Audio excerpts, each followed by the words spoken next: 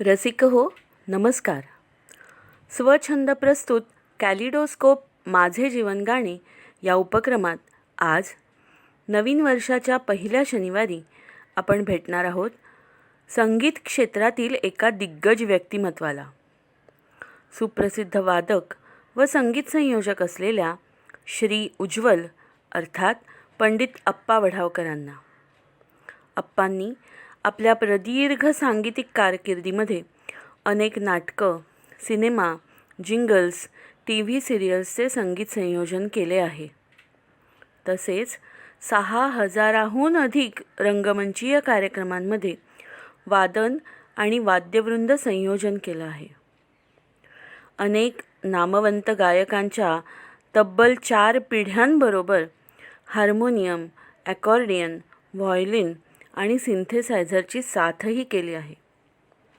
त्याचबरोबर ओंकार स्वरूपा, मन हा मोगरा, बहिणाबाई, गारवा या आणि अशा साधारण 400 CD अल्बम्सचं संगीत संयोजन अप्पांनी केलं आहे.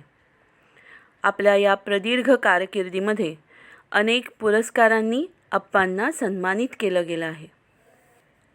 अप्पांनी संगीतकारांच्या 3 पिढ्यांबरोबर काम केलं आहे.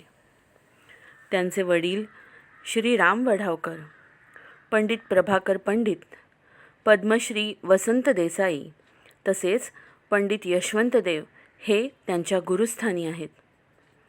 पंडित यशवंत देव म्हणजेच आमचे देव काका अप्पांबद्दल म्हणतात, अप्पा म्हणतो आम्ही याला उज्ज्वल याचे नाव, अप्पा म्हणतो आम्ही याला उज्ज्वल याचे नाव, निजगृही हा क्वचित सापडे स्टुडिओ याचा गाव.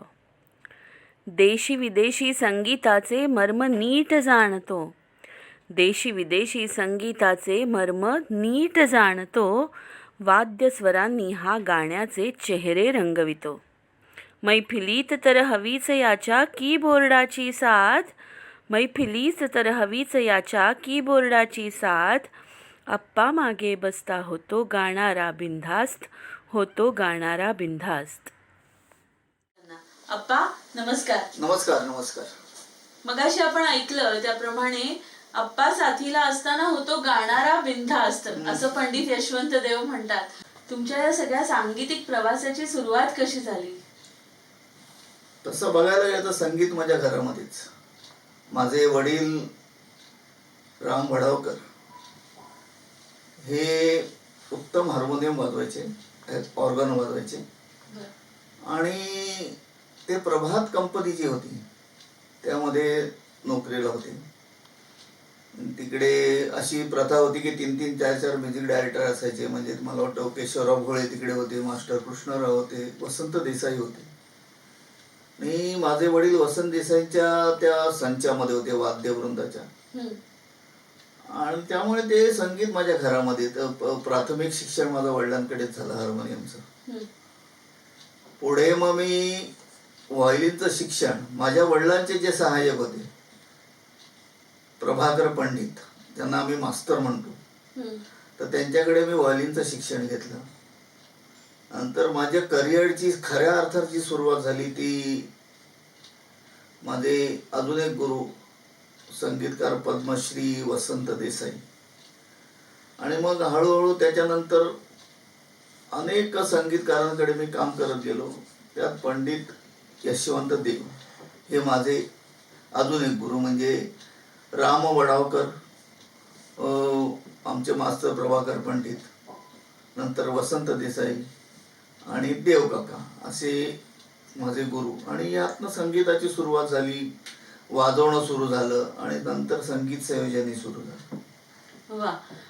वसंत देसाई यांच्या बरोबर आपण एक सूर एक ताल या कार्यक्रमानिमित्त संपूर्ण महाराष्ट्रभर फिरलात किंवा त्यांच्या बरोबर ह्या कार्यक्रमामध्ये सहभागी होतात, तर त्याच्या काही आठवणी असतील तर? खरे म्हणजे त्यांच्याकडे जी माझी एंट्री म्हणू आपण, त्या उपक्रम जो आहे एक सूर एक ताल होता, इनफॅक्ट महाराष्ट्र शासनाचा उपक्रम होता तो. त्याचा उद्देश असा होता की शाळांमधल्या ज्या मुला मुलींना जे पाठ्यपुस्तकातल्या कविता होत्या त्याच्यामध्ये कुठेतरी अख्ख्या महाराष्ट्रभर युनिफॉर्मिटी यावी. बरोबर. म्हणजे समजा की एखादं काव्य आहे, देवा तुझे किती सुंदर आकाश, किंवा माझ्या मामाची रंगीत गाडी, अशी अनेक छान छान बालगीतं होती त्या पाठ्यपुस्तकामध्ये. तर तेव्हा व्हायचं काय की प्रत्येक शाळेमध्ये जे संगीत शिक्षक असायचे ते आपापल्या बुद्धीप्रमाणे ती चाल लावायचे आणि एकच चाल अख्ख्या महाराष्ट्रामध्ये असावी यासाठी वसंतरावांची नेमणूक झाली. शासनाने एक डिपार्टमेंट चालू केलं आणि त्याचे मुख्य त्यांना केलं. Director of music he post त्यांच्यासाठी निर्माण केली गेली. आणि मग वसंतरावांनी पाठ्यपुस्तकातली प्रत्येक इयत्तेमध्ये 2-2 कविता निवडून त्याचं ध्वनिमुद्रण रेकॉर्डिंग केलं चांगल्या गायकांकडनं घेऊन, आणि ती गाणी मग गावोगाव जाऊन आम्ही शिकवत असू. खूप मजा यायची, त्यातनं खूप शिकायला मिळालं. आणि ते शिक्षण जे झालं ते मला आता माझ्या पुढच्या करिअरमध्ये खूप त्याचा उपयोग होतो. बरोबर. आणि मगाशी आपण उल्लेख केला ते पंडित यशवंत देव यांनी सुद्धा तुम्हाला संगीत संयोजनाच्या साठी खूप छान मार्गदर्शन केलं होतं सहज बोलता बोलता. एकतर मी जास्तीत जास्त काम जे केलं असेल ते देवकाकांबरोबर. म्हणजे मी 78 सालापासून त्यांच्या बरोबर, त्यांचा एक कार्यक्रम होता, मला वाटतं त्या कार्यक्रमाचं नाव आठवतं, पण त्यांच्याच गीतांचा तो कार्यक्रम असेल. तिकडे मी अकॉर्डियनची साथ करत असेल. आणि साधारण 83-84 पासून त्यांच्याकडे मी संगीत संयोजन करायला लागलो. त्यांच्याकडे एक मोठा धडा असा मिळाला की संगीत संयोजन करताना अख्खं काव्य तुमच्या पुढे असायला पाहिजे. कारण समजा की 4 कडवी असतील आणि पहिल्या आणि तिसऱ्या कडव्याची चाल साधारण सेम असते, दुसऱ्या आणि चौथ्याची सेम असेल, तर पहिल्या अंतऱ्याचं जे म्युझिक तुम्ही केले असेल तेच तिसऱ्या अंतऱ्याला चांगलं वाटेल असं नाही, कारण कंटेंट वेगळा असू शकतो.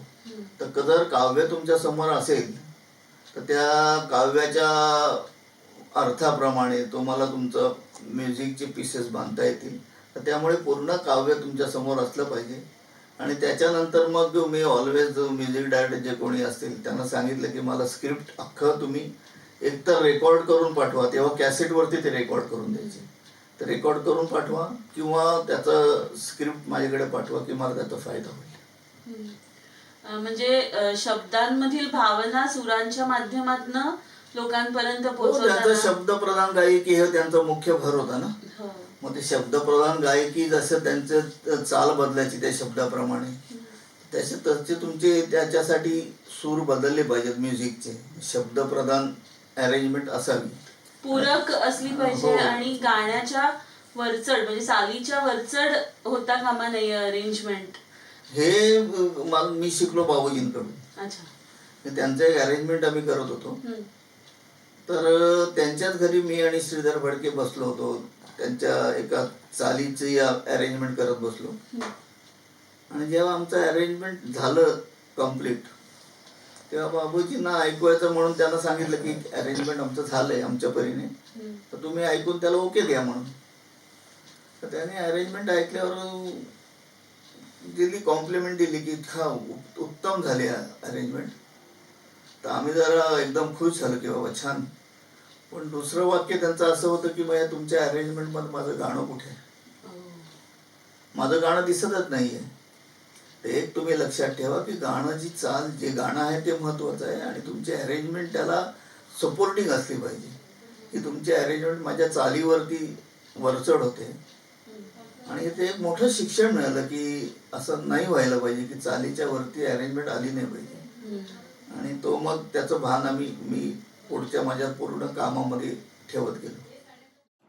नमस्कार, मी मिलिंद जोशी.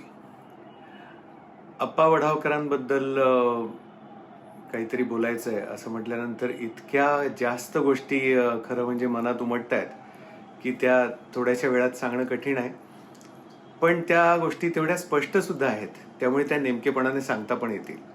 आणि त्या नेमकेपणाचा त्या गोष्टी नेमकेपणाने का बरं माझ्या मनात आहेत ह्याचं कारणसुद्धा स्वतः अप्पा हेच आहेत. कारण की तेच स्वतः त्यांच्या कामामध्ये, त्यांच्या संगीताच्या नोटेशन्समध्ये किंवा संगीताच्या कॉन्सेप्ट्समध्ये स्वतः इतके नीटनेटके आणि कंपोज्ड आहेत. म्हणजे कंपोज्ड हा वर्ड मला त्यांच्या कामाच्या बाबतीत वापरायला अतिशय ॲप्ट वाटतो. अतिशय बरोबर तो शब्द आहे त्यांच्या कामाचं वर्णन करणारा. माझ्या आयुष्यातलं पहिलं रेकॉर्डिंग जे मी केलं ती का रेडिओसाठीची जाहिरातीची जिंगल होती आणि तेव्हा मला अप्पांच्या भेटीची संधी पहिली मिळाली. आणि तेव्हा म्हणजे खरं म्हणजे अप्पांबद्दल मी बोलायचं किंवा माझ्यासारख्या कोणी बोलायचं म्हणजे खरोखर सूर्यासमोर पणती ठेवल्यासारखं आहे. कारण की अप्पा इतक्या वर्षांपासून इतक्या मोठ्या मोठ्या संगीतकारांबरोबर त्यांनी काम केलेलं आहे आणि त्यांची शाबासकी मिळवलेली आहे. तर ऑब्व्हियसली या माझ्या बोलण्यावरनं तुम्हाला लक्षात आलं असेल की मी काय अप्पांचं कौतुक करायला किंवा शाबासकी करण्याच्या पात्रतेचा मी नाही. पण मला त्यांच्याकडनं काय मिळालं हे मात्र या प्रसंगी सांगायला मला आवडेल आणि ते फार महत्त्वाचं आहे असं मला वाटतं. मी साधारण 1997 साली पहिल्यांदा त्यांना भेटलो. 97च्याही थोडं 1-2 वर्ष आधी असेल कदाचित. तर तेव्हा मी पहिली जेव्हा जिंगल केली तेव्हा त्याचं म्युझिक अरेंजमेंट अप्पांनी केलं होतं. आणि तुम्हाला सांगायला हरकत नाही की अगदी पहिल्यांदा जेव्हा संगीतकार म्हणून काम करायला सुरुवात केली तेव्हा चाल लावण्याच्या पलीकडे सुद्धा काहीतरी वाद्य असतात, त्याचं काहीतरी अरेंजमेंट असतं, ती कशी वापरायची हे सगळं ठरवावं लागतं, ती वाजवणारी काही मंडळी असतात. हे सगळं खरं म्हणजे मलाही पुरेसं माहिती नव्हतंच. पण मला हे असं कसं माहिती नाही अशा पद्धतीने ट्रीट न करता अप्पांनी इतक्या शांतपणे मला त्याचं मार्गदर्शन केलं आणि त्यांनी पटापटा फक्त नंबर्स दिले, याला फोन कर, याला फोन कर, हे लागेल, ते लागेल आणि त्यांनी माझं रेकॉर्डिंग घडवलं. तर पहिलं रेकॉर्डिंग माझं जे घडलं म्हणजे सांगीतिकदृष्ट्या घडलं त्याच्यामागे अप्पांची मदत, अप्पांचा आशीर्वाद आणि अप्पांचा प्रेमळपणा आणि त्यांचा नीटनेटकेपणा हे सगळं कारणीभूत आहे. आणि माझी सुरुवातच इतकी नीट पद्धतीने झाल्यामुळे मग मला पुढे काही कमी पडलं नाही असं मी म्हणू शकतो. मला विशेषतः आठवण सांगावीशी वाटते ती कृष्ण माझा नावाचा माझा अल्बम होता. श्रीकृष्णाच्या बद्दलची गाणी होती आणि अरुणा ढेरेंनी लिहिलेली गाणी होती ती अप्रतिम. आणि तर त्याचं संगीत मी दिलं होतं आणि त्याचं म्युझिक अरेंजमेंट अप्पांनी जेव्हा केलं तेव्हा मी ती प्रोसेस अतिशय जवळून पाहिली. आणि मला आजही ती गाणी ऐकताना म्हणजे आज आपण बघतो की इतक्या मॉडर्न टेक्नॉलॉजीनी इतके मोठे मोठे म्हणजे बिगर साऊंडिंग ट्रॅक्स बनवले जातात, लेयर्ड ट्रॅक्स बनवले जातात की त्याच्यात कधी कधी तर आवाज हरवून पण जातो तरी तो चालतो. अर्थात हा काळाचा महिमा आहे आणि बदल घडत असतात. ते जरी ठीक असलं, ठीक असो नसो आपल्याला ते ॲक्सेप्ट करावं लागतं कारण आपण त्या काळात काम करत असतो. पण त्या सगळ्याचा बेस जो आहे की एक सांगीतिक विचार जो असतो, ज्या पद्धतीने एक लॉजिक धरून एखाद्या गाण्याच्या संदर्भात वाद्य निवडली जातात किंवा कुठेतरी म्हणजे आता साधी गोष्ट सांगायची झाली तर नुसतं संगीत संयोजन म्हणजे काय नुसतं ध्वनी निर्माण करणं नाही आहे, तर त्या ध्वनीच्या शिवाय कुठेतरी पॉज सुद्धा निर्माण करणं, तो त्या गाण्यातला ओळखणं, पॉजनी सुद्धा गाण्याची गोडी वाढवणं किंवा अर्थपूर्णता वाढवणं आणि नीटनेटकेपणा. मी पुन्हा एकदा परत मला अप्पांच्या कामाच्या बाबतीत बोलताना एक स्वच्छ ऐकू येणारी म्युझिक अरेंजमेंट, नीटनेटक्या पद्धतीने जिथे आवश्यक आहे त्याच ठिकाणी वाद्य वाजतात, जिथे आवश्यक आहे तिथे ती अगदी लेयर्ड पद्धतीने सुंदर एक ध्वनी निर्माण करणारी वाजतात आणि त्या सुंदर भरीव ध्वनीपासून अगदी एखाद्या पॉजपर्यंत अप्पांचं संगीत संयोजन इतकं नेमकेपणाने केलेलं असतं की ते मला असं म्हणता येईल की मला ते एक संगीतकार म्हणून बाळकडू मिळालं अप्पांकडून अगदी माझ्या पहिल्या रेकॉर्डिंगपासून. आणि आजपर्यंत मध्ये मध्ये आमचं जेव्हा जेव्हा बोलणं होतं तेव्हा त्यांच्याशी बोलताना असं कधी झालं नाही की बोललो आणि काहीतरी एखादी गोष्ट त्यांच्या बोलण्यातनं शिकायला मिळाली नाही. त्यांचा तसा आव कधीच नसतो आणि नाहीच. त्यांचं व्यक्तिमत्वच असं आहे की त्यांनी किती एवढं मोठं काम करून ठेवलेलं आहे, इतकी प्रगल्भता त्यांच्याकडे आहे, तरी त्यांच्या वागण्यामध्ये ती गोष्ट कधीही नाही की मी केवढा मोठा, मी केवढी मोठी गोष्ट तुला सांगतोय. तसं बोलता बोलता अशी सहज एखादी गोष्ट सांगून जातात, फक्त ती आपल्याला ऐकता आली पाहिजे.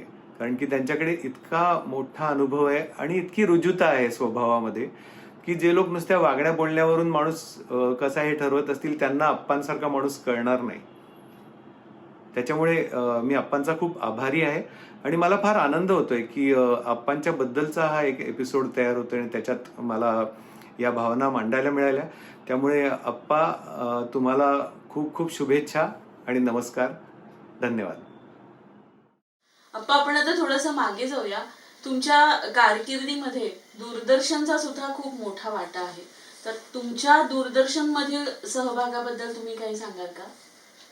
दूरदर्शनचा खूप मोठा म्हणजे मी 74 सालापासून दूरदर्शनवर वादक म्हणून एक तर पहिल्यांदा गेलो मी. वसंत देसाईंचा एक कुठला तरी कार्यक्रम होता, मला नक्की आठवत नाही. तर तिथपासून माझी सुरुवात झाली त्या कार्यक्रमापासून. आणि ती जी वाटचाल चालू आहे ते अजूनपर्यंत चालूच आहे माझी. बापरे, ह्या 74 सालापासून हो, किती वर्ष झाली 50 बघा वर्ष होत आली. म्हणजे एवढी त्यांच्याकडे कोणाची नोकरी पण झाली नसेल. तर खूप शिकायला मिळालं दूरदर्शनमध्ये. एकतर मी गेलो तेव्हा तिकडे सुहासिनी बाई होत्या, सुहासिनी मुळगावकर, खूप हुशार बाई. तर त्यांच्याकडनं कळत न कळत खूप शिकत गेलो. मग अनेक खूप हुशार प्रोड्युसर्स होते, म्हणजे विजया जोगळेकर, अरुण काकतकर, विनय धुमाळे होते, विनय आपटे होता, किरण चित्रे, नंतर चास्कर होते तिकडे, विनायक चास्कर होते. आणि नंतरच्या आत्ताच्या काळामध्ये नंतर श्रीकला हटंगडी आणि मुख्य म्हणजे माधवी कुलकर्णी. तर अनेक कार्यक्रम म्हणजे गजरा असेल, प्रतिमा, शब्दांच्या पलीकडे ते अनेक वाजवली. नंतर बिंदू त्रिवेदी नावाचे एक प्रोड्युसर होते, त्यांचं जे नंतर जेव्हा हे चालू झालं की एपिसोड वाईज जे चालू झालं, तर त्यांचा एक कार्यक्रम होता राग एक रंग अनेक. तर त्याचे जवळजवळ 52 एपिसोड झाले. श्रीकालाच्या ह्याचे जवळजवळ 125-150 झाले. आणि सगळ्यात जास्ती एपिसोड झाले ते माधवी कुलकर्णी. खूप हुशार, छान काम करायच्या त्या. त्यांनी खूप चांगली, आणि जवळ M2U2 नावाचा एक कार्यक्रम केला होता. आणि एक दुसरा एक कार्यक्रम म्युझिक कॅफे, मला वाटतं का म्युझिक ट्रॅक काहीतरी. तर ह्याचे एकंदर जवळजवळ 250 ते 300 असे एपिसोड झाले असते. M2G2 म्हणजे म्युझिक मस्ती गप्पा आणि बरोबर. तर ह्याच्यामध्ये जे कॉम्पेअर होते तिकडे, म्हणजे बिंदू त्रिवेदींच्या कार्यक्रमामध्ये स्वप्नील बांदोडकर होता. श्रीकालाच्या ह्याच्यामध्ये मला वाटतं अंशुमन गायकवाड आणि प्रदीप पटवर्धन होते. आणि M2U2 मध्ये पहिल्यांदा मिलिंद इंगळे होता, नंतर वर्षा उदगावकर होती, नंतर काही त्यांचे एपिसोड मधुराणींनी केले, मधुराणी प्रबोलकर. नमस्कार, मी वर्षा उसगावकर. मित्रांनो, आप्पा वढावकर हे नाव कुणालाही अपरिचित नाही आहे, कारण संगीत क्षेत्रातले ते फार मोठे दिग्गज संगीत संयोजक, संगीत दिग्दर्शक तसंच वादक आहेत. आप्पांचं दर्शन मला अनेक वेळी बऱ्याच TV कार्यक्रमांना झालेलं आहे. पण त्यांची माझी पहिली भेट जी झाली ती दूरदर्शनच्या सह्याद्री वाहिनीच्या म्युझिक मस्ती गप्पा गाणी या कार्यक्रमात. त्याचं सूत्रसंचालन मी करत होते आणि आप्पा ह्या कार्यक्रमाचे मार्गदर्शक होते, संगीत संयोजक होते. तुम्हाला माहितीच आहे, अनेक सुंदर सुंदर गाण्यांचं संगीत संयोजन त्यांनी केलेलं आहे. त्यांचा ऋतू हिरवा हा अल्बम तर सगळ्यांचाच आवडता अल्बम आहे. मला संगीतात म्हणजे मला गाण्यात पहिल्यापासून रस होता. गोव्यात असताना पंडित सुधाकर करंदीकर यांच्याकडे मी गाणं शिकत होते. पण एकदा अभिनयाची कारकीर्द सुरू झाली तसं गाणं बरंच मागे पडलं, रियाज मागे पडला, सुरांचा सहवास कमी झाला. पण म्युझिक मस्ती गप्पा गाणी ह्या दूरदर्शन वाहिनीच्या माधवी कुलकर्णी निर्मित जो कार्यक्रम मी केला त्याच्यामुळे माझ्या गाण्याला संजीवनी मिळाली असं मी म्हणेन. माझे संगीत क्षेत्रातले पहिले गुरु पंडित सुधाकर करंदीकर आणि माझे दुसरे गुरु म्हणजेच आप्पा वढावकर असं मी सगळ्यांना सांगू इच्छिते. कारण बरंच त्यांचं संगीतातलं मार्गदर्शन मला म्युझिक मस्ती गप्पा गाणीमुळे मिळालं. माझा संगीतासाठी कान तयार झाला. आप्पा कार्यक्रमाचं शूटिंग चालू असताना वरच्या खिडकीतून म्हणायचे, त्यांचा आवाज ऐकू यायचा.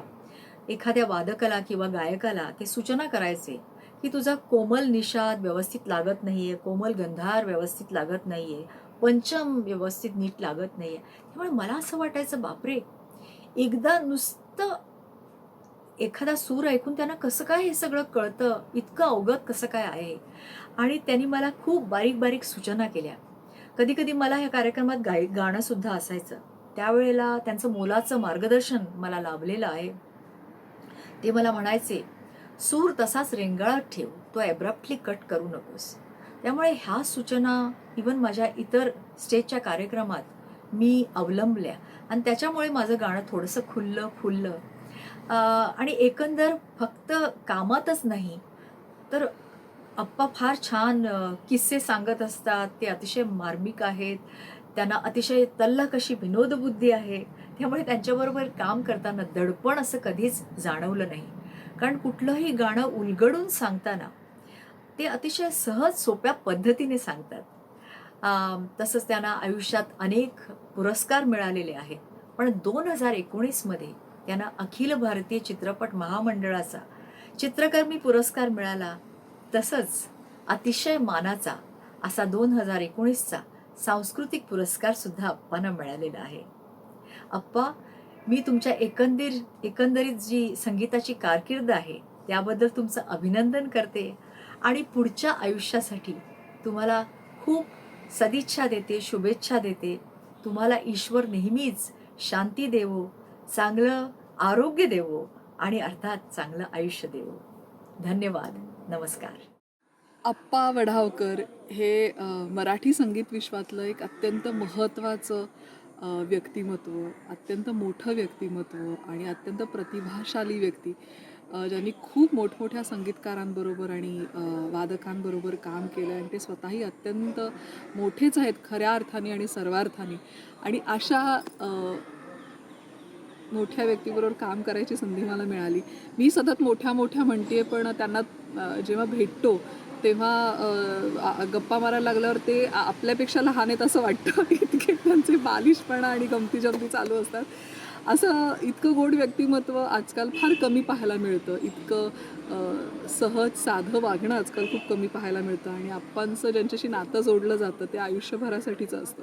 अशा आप्पांबरोबर मला काम करायला मिळालं, त्यांच्याबरोबर काही वेळ घालवायला मिळाला, हे माझ्यासाठी मी भाग्यवान आहे असं समजते. M2G2 आणि म्युझिक ट्रॅक हे आम्ही 2 कार्यक्रम केले होते सह्याद्रीवरती. तेव्हा आमची ओळख झाली. आणि 2010 साली सुंदर माझं घर या चित्रपटाचं मी संगीत दिग्दर्शन केलं होतं. आणि त्यातली काही गाणी आप्पांनी अरेंज करावी अशी माझी मनापासून इच्छा होती. थोडं दडपण होतं. आप्पांची माझी ओळख असली तरी एवढ्या मोठ्या व्यक्तीबरोबर मी संगीत दिग्दर्शक म्हणून कसं काम करणार, मी कसं सांगणार त्यांना की काय कसं हवं आहे कसं नाही. पण आप्पा हे तुम्हाला अत्यंत कम्फर्टेबल करतात आणि आमची मैत्री होतीच. म्हणजे माझ्या खूप सिनियर आहेत पण तरी मी मैत्रीच म्हणेन. आणि त्यांनी 3 गाणी केली यातली. आणि पाचूच्या रानात जे आम्ही तिघींनी मिळून गायलं होतं. आणि सांजावाले असे लग या गाण्याचा किस्सा मला प्रकर्षाने आठवतो. संगीत दिग्दर्शन करते मी असं म्हणणं हे खरं तर खूप मोठा शब्द आहे. मी असं म्हणेन की मला चाली सुचतात आणि स्पॉन्टेनियसली सुचतात. कविता समोर पाहिली की सुचतात. मला कुठलंच वाद्य वाजवता येत नाही. चाल म्हणली म्हणजे मला नोटेशन सांगता येत नाही कारण त्या पद्धतीचं ट्रेनिंग झालेलं नाही आहे. पण संजीवनी बोकिलांची जी कविता होती ती चाल मला सुचली. आणि आप्पांना मी फोन करून म्हटलं की आप्पा मी तुम्हाला ऐकवायला येऊ का.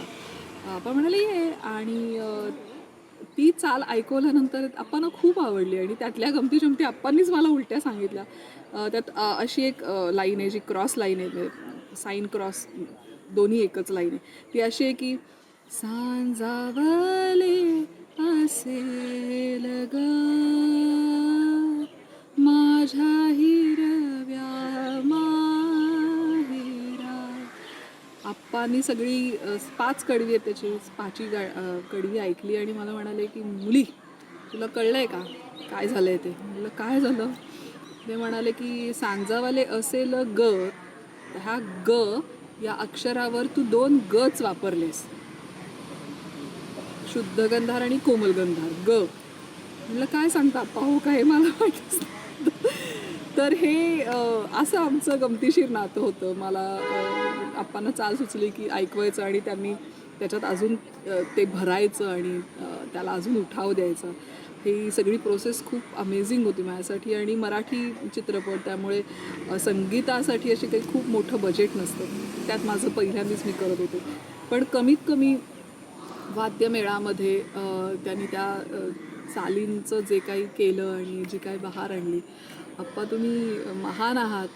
आणि कुठेही या सगळ्या प्रोसेसमध्ये मला असं जाणवलं नाही की ही कोण नवीन मुलगी आहे, हिला काय, ही काय, मला अजिबातच नाही. म्हणजे त्यांचा गोडवा अवीट आहे. ह्यात सांजावाले असेल ग मधलाच एक किस्सा की शेवटचं जे कडवं आहे त्याच्यामध्ये एक विशिष्ट जागा आहे आणि ती जागा अप्पांनी सुचवली आणि त्यात ती अर्थाला धरून हे योग्य वाटतंय बरं का मधुराणी, असं मला वाटतं. तर तू ह्या शब्दाची विशिष्ट चाल अशा पद्धतीने बदल, हे त्यांनी मला सांगितलं आणि त्यामुळे ते अजूनच त्याला उठाव आला. पण हे सांगण्यामध्ये पण त्यांचं सुचवण्याची पद्धत आणि हे सगळं, काय बोलू मी त्यांच्याविषयी. म्हणजे त्यांच्याकडनं हे किती शिकावं तेवढं कमी आहे. अप्पा थँक्यू. आणि मला खूप खूप शुभेच्छा द्यायच्या त्या निमित्ताने तुम्हाला. यांचं खूप प्रेम आहे तुमच्यावर. थँक्यू. याचं M2G2चं टायटल म्युझिक मला खूप आवडतं. मिलीनीच केलं होतं ते म्युझिक आणि गायला पण होता तो खूप छान. अच्छा.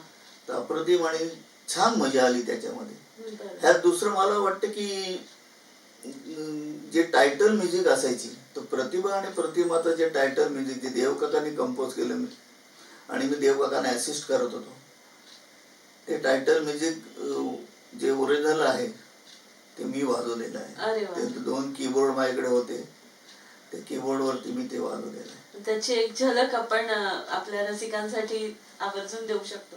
नक्कीच.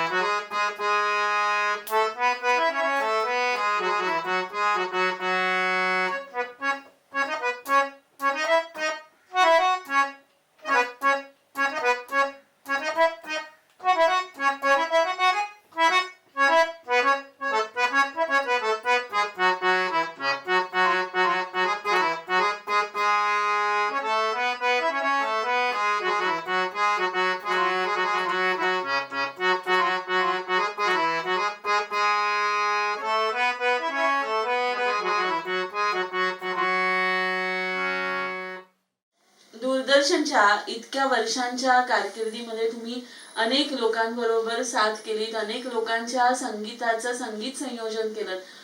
यामुळे तुम्हाला खूपच आनंद मिळाला असेल. तुमचा प्रवास खूपच सुंदर झाला असेल तिकडचा. हो, तू म्हणतेस तर बरोबर आहे की अनेक लोकांच्या ओळखी झाल्या, मोठमोठ्यांच्या झाल्या आणि नवीन लोकांच्या पण ओळखी झाल्या. आणि त्या नवीन लोकांची जी पुढची कामं जी होती, बाहेरची प्रोफेशनल कामं, ती माझ्याकडे आली आणि एकातनं दुसरं, दुसऱ्यातनं तिसरं, असं कंटिन्युटीमध्ये आपण जे म्हणतो ना, ती कामं खूप माझी यामुळे झाली दूरदर्शनमुळे. पण एक खंत आहे माझी फक्त, की इतकी वर्ष काम करून आणि दूरदर्शनचे इतके पुरस्कार आहेत, पण कुठल्याही पुरस्कारासाठी माझा कधी विचार झाला नाही. का झाला नाही ते मला माहिती नाही, पण नाही झाला. सरकारी माध्यमांच्या काही मर्यादा असू शकतात, माहिती नाही आपल्याला त्याच्यामध्ये टेक्निकॅलिटी काय असू शकते. पण जसं दूरदर्शनमध्ये मला शिक्षण तर मिळालंच वेगवेगळं, पण एक फायदा ह्याचा असा झाला की मला जागेवरती अरेंजमेंट करायची सवय झाली. कारण बरेचसे कार्यक्रम असे असायचे की ते लाईव्ह असायचे तेव्हा, आणि मग लाईव्ह कार्यक्रमाला आम्हाला सकाळी रिहर्सलला बोलवायचे. मग कोणाचं म्युझिक डायरेक्टरचं कोणाचं अरेंजमेंट तयार नसायचं, मग प्रोड्युसर सांगायचे की यार जरा बघ रे अप्पा, ह्याचं जरा म्युझिक करा आठवडाभर. आणि मग ते सोपं म्युझिक करायला लागायचं की ते तिथल्या तिथे वाजलं पाहिजे, अवघड म्युझिक करून चालायचं नाही. जसं इकडे हा फायदा झाला तर मी आकाशवाणीवरती खूप काम केलं.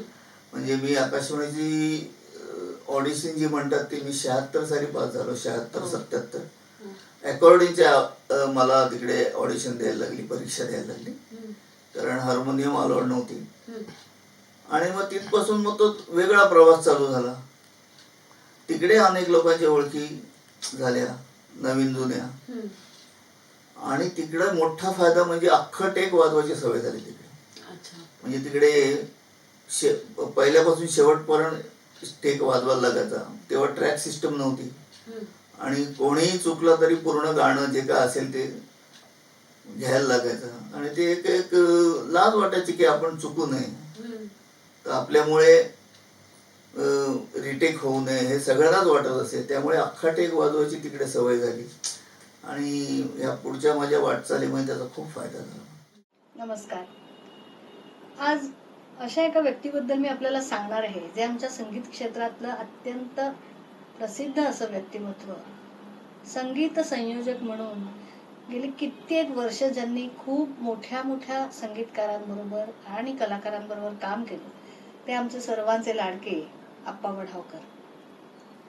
जेव्हा एखादं गाणं आपल्या भेटीला येतं तेव्हा गीतकार, संगीतकार, गायक हे जनरली आपल्याला माहिती होतात, पण संगीत संयोजक ही व्यक्ती आपल्यापासून खूपच दुर्लक्षित राहते. बऱ्याचदा आपल्याला नावही माहिती नसतं. पण ज्याप्रमाणे एखाद्या रिकाम्या फ्लॅटचं इंटिरियर केल्यानंतर तो फ्लॅट राहण्यासाठी योग्य होतो आणि शोभून दिसतो, तेच काम नेमकं गाण्यामध्ये म्युझिक अरेंजर किंवा संगीत संयोजकाचं असतं. आणि जसं नव्या गाण्याच्या रेकॉर्डिंगच्या बाबतीत हे असतं, तसंच लाईव्ह प्रोग्राममध्ये सुद्धा संगीत संयोजक हा खूप महत्वाची मोठी भूमिका निभावत असतो. आणि लाईव्ह शोज आणि रेकॉर्डिंग्स या दोन्ही आघाड्यांवर त्यांनी खूप यशस्वी कारकीर्द आपली केलेली आहे असे आमचे आप्पा. त्यांच्याबद्दल किती बोलावं कमीच आहे. माझ्या बाबतीत जवळजवळ 30 वर्षाहून अधिक काळ मला त्यांच्याबरोबर काम करायची आणि त्यांचे आशीर्वाद घ्यायची संधी मिळाली, हे माझं फार मोठं भाग्य आहे. घरातल्या एखाद्या वडीलधाऱ्या माणसाचा जसा आपल्याला आधार वाटतो ना, तसा मला स्टेजवर आणि रेकॉर्डिंग स्टुडिओमध्ये त्यांचा आधार वाटत आलेला आहे. याचं कारण नुसतं त्यांचा अनुभव हे नसून त्यांचा स्वभाव. खरं म्हणजे इतका कामाचा अनुभव त्यांच्या गाठीशी असूनही किंचितही गर्व त्यांच्या ठाई नाहीये, हा अनुभव मी कित्येक वेळेला घेतला. जसं एखाद्याच्या कामाची पावती ते फोन करून किंवा प्रत्यक्ष देतात, त्याचप्रमाणे एखाद्या उदयोन्मुख कलाकाराचं कौतुक करताना त्याच्यामध्ये जर काही उणिवा असतील तर त्या मोकळेपणाने त्याला सांगून त्याच्यामध्ये सुधारणा करण्याचा प्रयत्न पण ते नेहमी करत असतात. त्याच्या मागे त्यांची खरी तळमळ असते की ह्या व्यक्तीमध्ये सुधारणा व्हावी. ही गोष्ट आजकाल खूप दुर्मिळ होत चाललेली आहे आणि आप्पांचा संगीत क्षेत्रातला अधिकारच इतका मोठा आहे की समोरची व्यक्ती पण खूप आदराने आणि सन्मानाने त्यांना तशी वागणूकही देते. कित्येक रेकॉर्डिंग्सना त्यांनी माझं नाव सुचवलं. कित्येक लाईव्ह शोजना, एका संस्थेच्या दरवर्षी होणाऱ्या कार्यक्रमात सलग 13 वर्ष मी आणि आप्पा एकत्र होतो. वेळेच्या बाबतीत आप्पांचा वक्तशीरपणा अत्यंत वाखाणण्यासारखा. मी तर उघडपणे सर्वांना सांगते की मी आप्पांच्या स्कूलमधली आहे. त्यामुळे या सगळ्या गोष्टी, त्यांची शिस्त, त्यांचा तो वक्तशीरपणा, गाण्याच्या बाबतीत त्यांचा काटेकोरपणा, ह्या सूचना सुद्धा ते आम्हाला आणि इतर कलाकारांना कित्येक वेळेला देत असतात. आणखी काय बोलू, आप्पांना माझ्याकडून अनेक अनेक अनेक शुभेच्छा आणि त्यांचे आशीर्वाद सतत आमच्या पाठीशी राहोत. त्यांना निरामय असं दीर्घायुष्य लाभो. त्यांचंच एक गाणं आहे, फुलले रे क्षण माझे, ज्याचे अरेंजमेंट, म्युझिक अरेंजमेंट आप्पांनी केलेली आहे. फुलले रे क्षण माझे फुलले रे हे गाणं. तर असेच त्यांच्या आयुष्यातले क्षण हे सदोदित फुललेले राहोत अशा सदिच्छा आणि परमेश्वराजवळ प्रार्थना करते. धन्यवाद. आकाशवाणी, दूरदर्शन हे सगळे सरकारी माध्यमांमध्ये अनेक वर्ष तुम्ही काम केलं. त्याचबरोबर आपण मगाशी म्हटलं तर अनेक संगीतकारांबरोबर सुद्धा संगीत संयोजनाचं काम केलं, नवीन पिढीतल्या सुद्धा. तर हे जे संगीत संयोजनाचं जे काम आहे, हे संगीत संयोजक हे सुद्धा एक पद निर्माण करण्याचं श्रेय तुमच्याकडे जातं. ते पद मी निर्माण केलं असं नाही म्हणणार, पण तू म्हणतेस ते रंगमंचीय कार्यक्रमामध्ये संगीत संयोजक हे क्रेडिट्स मध्ये कधी नाव यायचं नाही. तर वाद्यवृंदामध्ये रंगमंचीय कार्यक्रमामध्ये संगीत संयोजक हे क्रेडिट्स मध्ये कधी येत नव्हतं. आमचा दादरमध्ये एक ॲमेच्युअर लोकांचा एक ग्रुप होता तेव्हा मी वसंत देसाईंकडे असताना. त्यांच्यात मी तसा हुशार असं ते समजायचे, कारण मी वसंत देसाईंकडे काम करत होतो. त्यामुळे ती आपोआप जबाबदारी माझ्याकडे येत गेली की गाणी बसून घेणं गायकांकडनं, वादकांकडनं. मग एके दिवशी विचार आला की अरे मी ही कार्यक्रमातली सगळी 26च्या 26, 28 जेवढी गाणी असतील ती मी बसवतो, आणि 4 गायक असतील तर ते आपली 5-5, 6-6 गाणी बसवतात. तसं बघायला गेलं तर मेहनत मी जास्ती करतो, आणि मग क्रेडिट्समध्ये माझं नाव का नाही. आणि मग मी आग्रह करायला सुरुवात केली की माझं पण क्रेडिट्समध्ये नाव आलं पाहिजे. आणि मग मी कदाचित माझ्यावरतीच मी खुश आहे, आणि मला माझा अभिमान आहे की मी प्राऊडली सांगू शकतो की हे संगीत संयोजन क्रेडिट्समध्ये नाव आलंय, येतं आता. ते माझ्यापासून सुरुवात झाली, एक प्रकारे मी ती सुरुवात केली. मी हट्ट धरला की आलं पाहिजे नाव, म्हणून ते यायला लागलं, आणि त्याचा फायदा आता हल्लीच्या लोकांना होतोय. बरोबर. नमस्कार, मी सत्यजित प्रभू. आप्पा वढावकर या महान कलाकाराचा आपण आज गौरव करत आहात, याबद्दल मी आपल्या सगळ्यांना खूप खूप शुभेच्छा देतो. आप्पा वढावकर यांचं मूळ नाव उज्ज्वल वढावकर. नावाप्रमाणेच ज्यांची कारकीर्द देखील तितकीच उज्ज्वल आहे असे आमचे आप्पा. गुरुस्थानी असण्याची अनेक कारणं आहेत. माझ्यासारख्या अनेक कलावंतांना आदर्श का वाटतात ह्याची खूप कारणं आहेत. शब्दप्रधान गायन जसं देवकाकांच्या बाबतीत म्हटलं जातं, तसंच शब्दप्रधान अरेंजमेंट हे कायम आप्पांचं राहिलेलं आहे, या मताचा मी आहे. त्या गाण्याची गोष्ट पुढे नेण्यासाठी अतिशय पूरक असं संगीत संयोजन किंवा अरेंजमेंट आमचे आप्पा करतात. आज इतकी वर्ष अरेंजमेंट करून सुद्धा त्यांचं अरेंजमेंट तितकंच फ्रेश, आणि प्रत्येक गाणं हे त्यांचं वेगळं ऐकू येतं. ही किमया त्यांनी साधली आहे. माणूस म्हणून देखील तितकेच ग्रेट आहेत. अगदी आपल्या समोरचा कलावंत वयाने कितीही लहान असला किंवा तो कितीही नवीन असला या क्षेत्रात, तरी त्याच्यातला बेस्ट परफॉर्मन्स आपल्याला कसा काढून घेता येईल, त्याला कम्फर्टेबल कसं करता येईल, त्याला टेन्शन त्याचं कसं घालवता येईल, हा कायम प्रयत्न आमच्या आप्पांचा असतो. त्यामुळे माणूस म्हणून ते ग्रेट आहेत की कलावंत म्हणून ग्रेट आहेत हे ठरवता येणंच कठीण होऊन जातं. आप्पांना मी खूप खूप वंदन करतो, आणि अशा शुभेच्छा आणि अशी प्रार्थना ईश्वरचरणी मी व्यक्त करतो की अजून 50 वर्ष किमान आप्पांनी असंच काम करत राहावं, आणि आपल्यासारख्या सगळ्यांना आणि आमच्यासारख्या सगळ्यांना आनंद देत राहावा. धन्यवाद. वादक म्हणून तुम्ही इतकी वर्ष तर काम करतच होतात, पण मग तुम्हाला संगीत संयोजनाची पहिली संधी कोणी दिली आणि त्याची सुरुवात कशी झाली? त्याची सुरुवात झाली शांताराम नांदगावकरांमुळे. अच्छा. त्याचं असं झालं की त्यांचा एक कार्यक्रम होता, त्यांच्याच कवितांचा कार्यक्रम त्या करायचे, बकुळीच्या तळी नावाचे. तर त्याचं संगीत संयोजन मी आणि माझा जीवलग मित्र सुराज साठे, प्रसिद्ध अकॉर्डियन वादक, हे दोघे मिळून करायचो, उज्ज्वल सुराज या नावाने. अच्छा. तिकडे अनेक नामचीन वादक गायक यायचे, वादक यायचे. म्हणजे येशुदास पण तिकडे आलेले आहेत, अनुराधा पौडवाल, अजित कडकडे, सुरेश वाडकर, अनेक लोक तिकडे यायचे. आणि ते संगीत संयोजन करत असताना मग नांदगावकरांना कुठेतरी वाटलं की हे रेकॉर्डिंगचं पण संगीत संयोजन करू शकतील चांगलं. आणि मग एक टीव्हीचाच एक कार्यक्रम होता, विठ्ठल शिंदे त्याचे म्युझिक डायरेक्टर होते.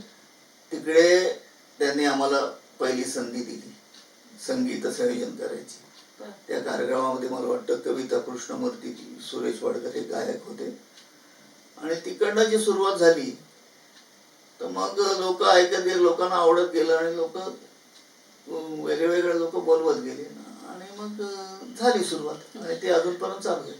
म्हणजे साधारणपणे सुरुवात तुम्ही शांताराम नांदगावकरांपासून झाली? हो, त्यांनी पहिली संधी दिली. बरोबर.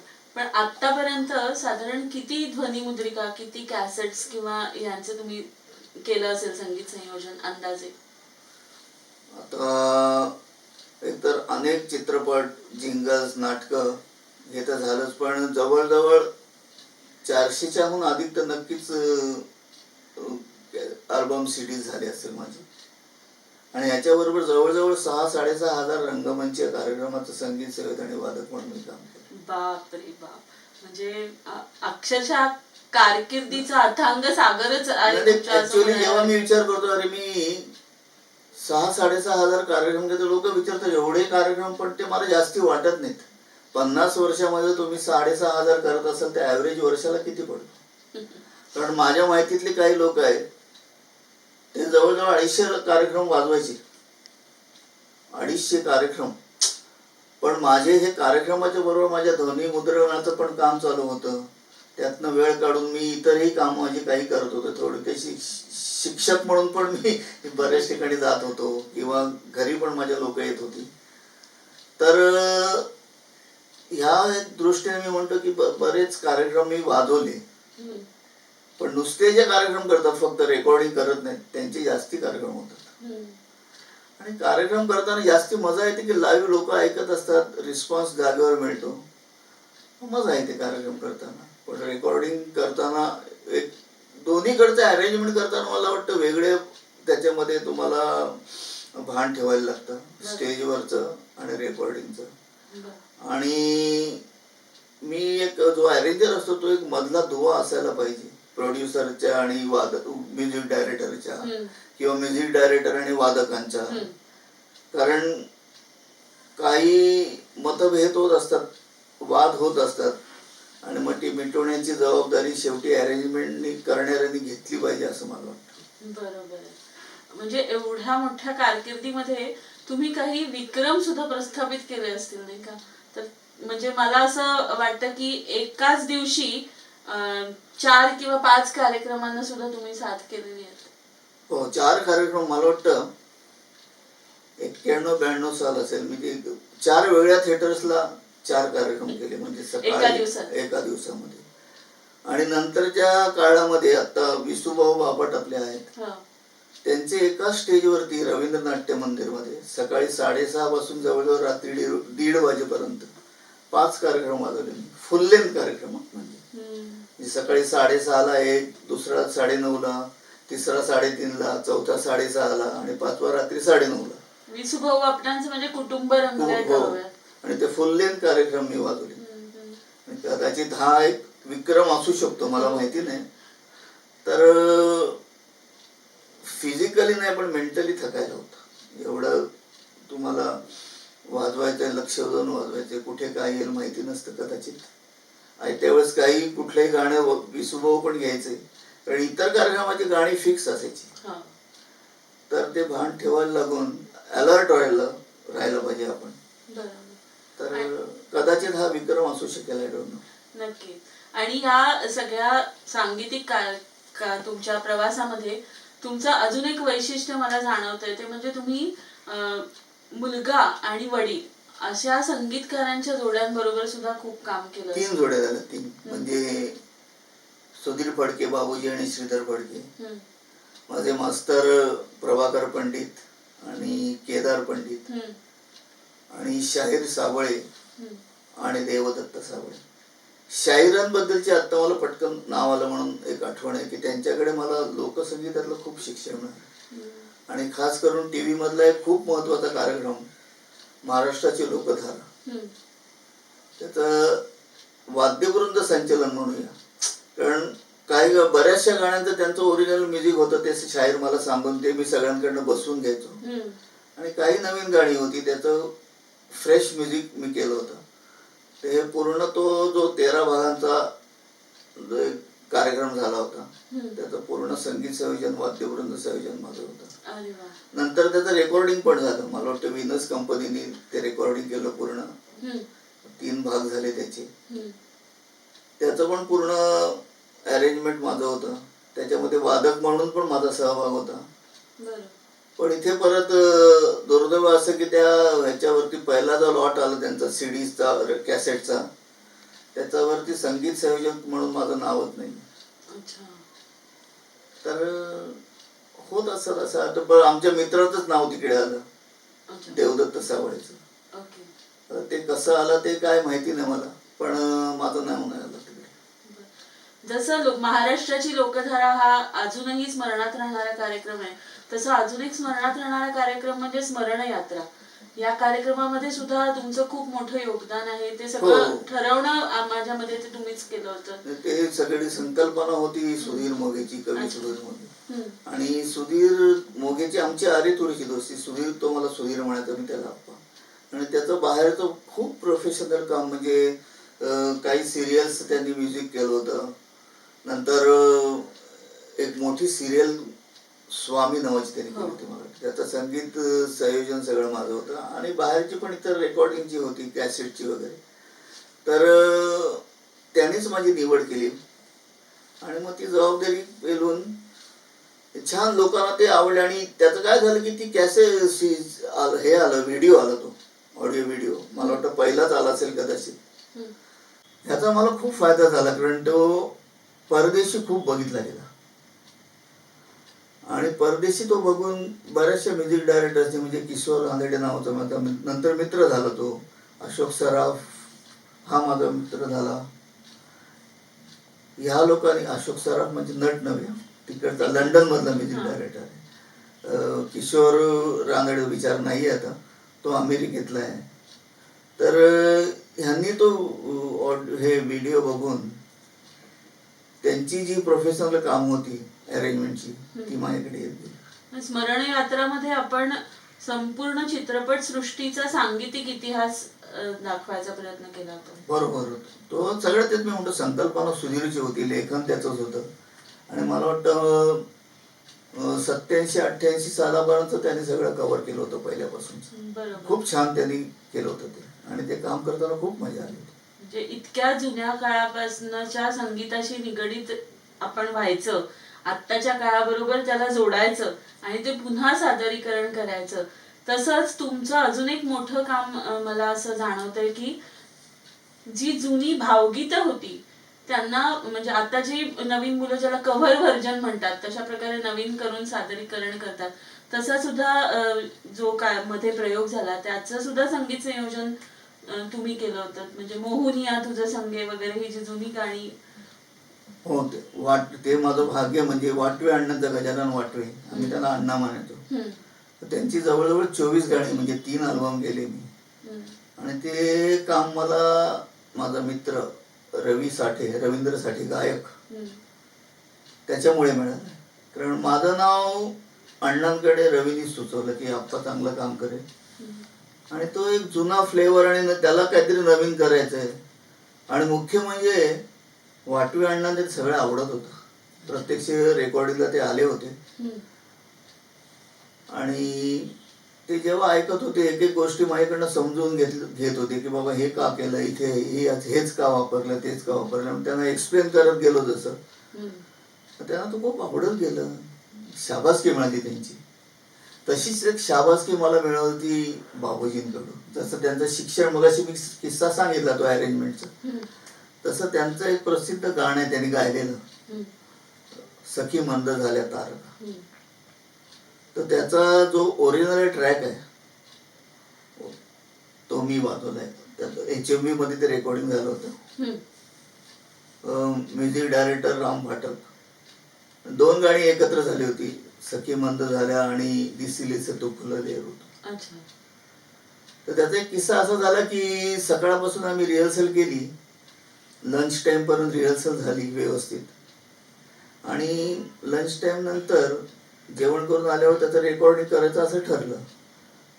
पण मग अचानक काय झालं की बाबूजींचा आवाज बसला, आवाज खराब झाला आणि ते बोलले मी काही गाऊ शकणार नाही, पण वादक सगळे आले तर तुम्ही म्युझिक ट्रॅक घेऊन ठेवा. तेव्हा सोय आली होती की म्युझिक ट्रॅक घ्यायचा आणि मग गायकांनी नंतर डबिंग करायचं, ही सोय आली होती. आणि ही एक टेन्शनवाली गोष्ट होती की बाबा कोणी समोर गात नाहीये आणि ते गाणं वाजवायचंय. कारण जेव्हा कोणतरी गात असतो आपल्या कानामध्ये किंवा आपल्याला प्रत्यक्ष ऐकू येतं आणि मग आपण गाणं ते वाजवतो.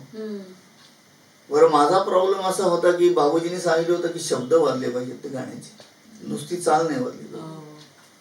तर ह्याच्यामध्ये मला टेन्शन असं होतं की एक वेगळी जबाबदारी माझ्यावर आली होती की बाबूजींचं म्हणणं होतं की चाल नका वाजवू, शब्द वाजवा. आता शब्द वाजवा म्हणजे काय, आता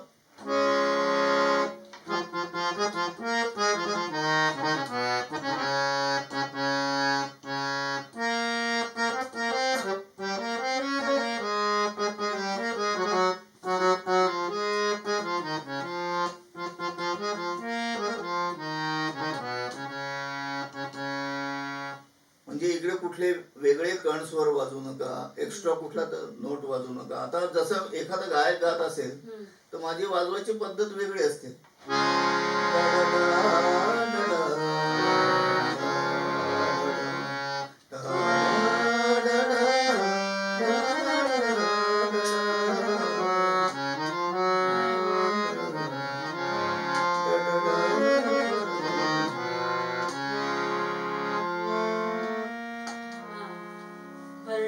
हे असं भरून मध्ये थोडेसे जे गॅप असेल ते वेगळे सूर वाजवून, पण ते बाबूजींना तसं नको होतं.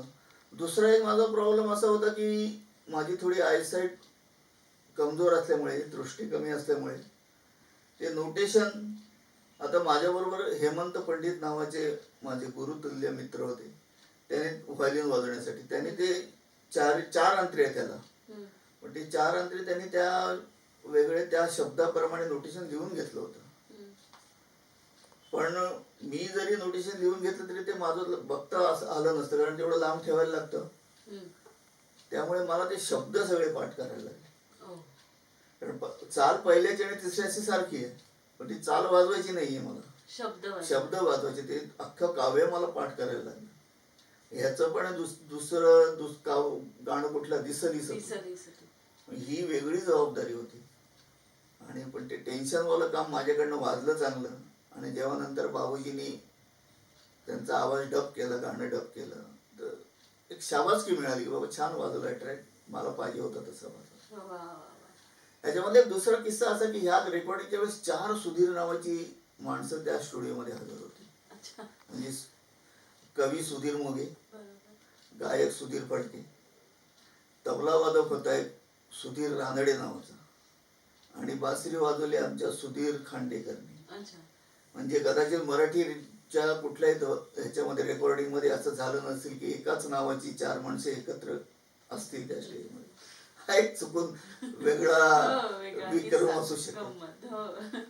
बाबूजींची आपण आठवण ऐकली, देवकाकांची आठवण ऐकली, अशा अनेक सांगीतिक व्यक्तिमत्वांची तुमची गाठभेट झाली असेल. अशा अजून कोणत्या दिग्गज व्यक्तिमत्वाची एखादी आठवण आहे का तुमच्याकडे खास? तशा खूप आहेत, खूप. पण आता तू विचारतेस तर मला एक आठवण सांगावीशी वाटते. खूप मोठा माणूस आपल्या म्युझिक इंडस्ट्री मधला. आता तो कुठे नव्हता हे आपल्याला हे करायला लागेल, शोधावं लागेल. हो. आणि म्हणतो ते पु ल देशपांडे आपले भाई. तर असं त्यांच्या बाबतीत एक झालं की त्यांचं एक NCPचं एक नाटक मी वाजवलं, त्यांनी लिहिलेलं मला वाटतं, एक झुंज वाऱ्याची. त्याचं म्युझिक केलं होतं अशोक रानडेंनी आणि डायरेक्शन होतं वामन केंद्रे. तर खरं वामन केंद्रे आणि माझी खूप जुनी दोस्ती, त्यांच्यामुळे वामनमुळे मला अशोकजींबरोबर, रानडे सरांबरोबर काम करायची संधी मिळाली. आणि ही लिंक कशी लागते बघ ना, त्या दोघांमुळे मग भाईंची ओळख झाली. पहिली ओळख नव्हतीच. मी रेकॉर्डिंगला गेलो, मग रानडे सर आम्हाला आम्ही 2च वादक होतो खरे म्हणजे. माझ्याकडे 2 कीबोर्ड होते आणि हार्मोनियमचे काही पीसेस त्यांनी काढले होते. एक रिदमवाला म्हणजे देवदत्त साबळे होता लोकवाद्य वाजवायला, आणि एक बासरीवाला येणार होता पण तो वेळेवर आला नव्हता. तर रानडे सर एक पीस सांगत गेले त्यांनी जे काय काढले असतील ते, आणि मी वाजवायचो. आणि आत्मा मग ओके म्हणून यायचा आवाज. तो वामनचा होता ते मला माहिती होतं. असे करता करता लंच करून जवळजवळ मी 13-14 पीस वाजवले, मी आणि देवदत्तने. मग आत्मांना आवाज आला की, आत्मांना म्हणजे मॉनिटर रूम मधून, रेकॉर्डिंग जिकडे असतो तो, मग काय घ्यायचे का लंच करायचं आहे, कारण लंचची वेळ झाली. तर सर म्हटले की अजून बासरीवाला आला नाही तर आपण लंच करूया.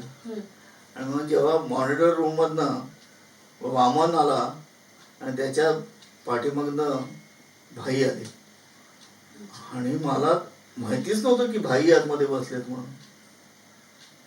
भाई आले, हो आप्पा बराबर वाजवत की तुम्ही. 3 तासामध्ये जवळजवळ भरपूर पीस झाले. हम्म. आणि हे तुमचे हत्यार म्हणले मस्त आहेत हो. हम्म. यातनं वेगळे वेगळे आवाज येतात. छान वाजवली. ही कॉम्प्लिमेंट एवढ्या मोठ्या माणसाकडनं मिळाली. बरं. लंच झाल्यावरती परत आलो आम्ही रेकॉर्डिंग सुरू करण्यासाठी. तर सर म्हणणारे रानडे सर म्हटले तो बासरीवाला आला नाही तर काय थांबायला लागेल. तर बाई म्हणलं थांबताय कशाला, त्याचे पीस ह्याला देऊन टाका आप्पाला, हम्म. चांगलं वाटतंय. आणि मग पूर्ण ते नाटकचं बॅकग्राऊंड कीबोर्ड आणि हार्मोनियम मी वाजवले आणि ह्याच्यावरती रिदमवरती देवदत्त. बरं. खूप चांगलं नाटक होतं ते. ॲक्च्युली प्रायोगिक होतं तसं म्हणायला गेलं का. फार जास्ती प्रयोग झाले नाही NCPAचे नाटकाचे त्या. आणि मग नंतर त्यांचं जे निवडक पुलं नावाचं भाईंचं जे कथाकथन सारखं जे आहे हो. त्याचं जे टायटल म्युझिक आहे ते पण मला वाजवायची संधी मिळाली. ओरिजिनल मी वाजवले ते. क्या बात. आनंद मोडकचं म्युझिक आहे. वेस्टर्न आउटडोर स्टुडिओमध्ये ते रेकॉर्डिंग झालं. बरं. आणि स्टुडिओमध्ये आम्ही गेलो. थोड्या वेळाने भाई पण आली. हम्म. आणि मी मॉनिटर रूममधनं ते वाजवत होतो कीबोर्ड. आणि भाई माझ्या बाजूला उभं राहून ते बघत होते कसं वाजवतं. ऐक. आणि नंतर ते रेकॉर्डिंग झालं. ओके झाल्यावरती भाईनी माझा कीबोर्ड थोडा, अहो आप्पा तुमचं जरा हत्यार हाताळू का म्हणले. अगं बाई. अहो म्हटलं तुम्हाला कोण नाही बोलणार आहे. भाग्य आहे तुमचा हात माझ्या वाद्याला लागला तर. आणि थोड्या वेळ त्यांनी काहीतरी छानपैकी वाजवलं. मजा येते हो त्याच्यात. हार्मोनियमचा साऊंड चांगला येतोय. हम्म. सोय चांगली आहे. म्हटलं पण ती मजा नाही ना ओरिजिनलची. हम्म. पण मजा आली त्यांच्याबरोबर. ते समोर असताना काम करताना त्यांच्याच ह्याच्या ती ट्यून वाजवताना. आपण ऐकूया निवडक पुलाची ट्यून.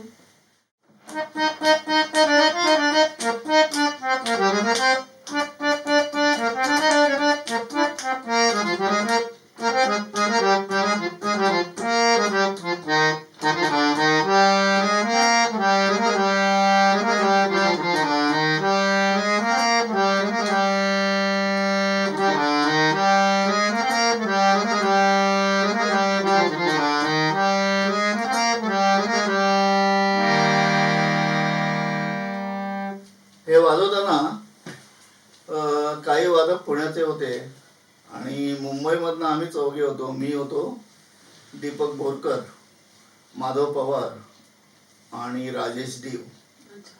खूप छान टायटल झालं होतं. अजून वाचतं ते म्हणजे.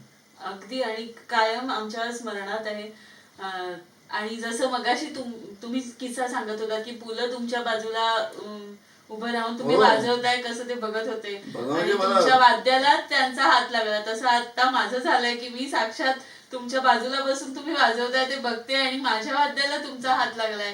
मला अरे बापरे. माझ्यासाठी याच्यापेक्षा आनंदाचा क्षण कुठलाच नाही. क्या बात आहे. मला काय झाले कळेना, मला काय झाले कळेना, माझ्याहुनी मन हे दिवाणे, माझ्याहुनी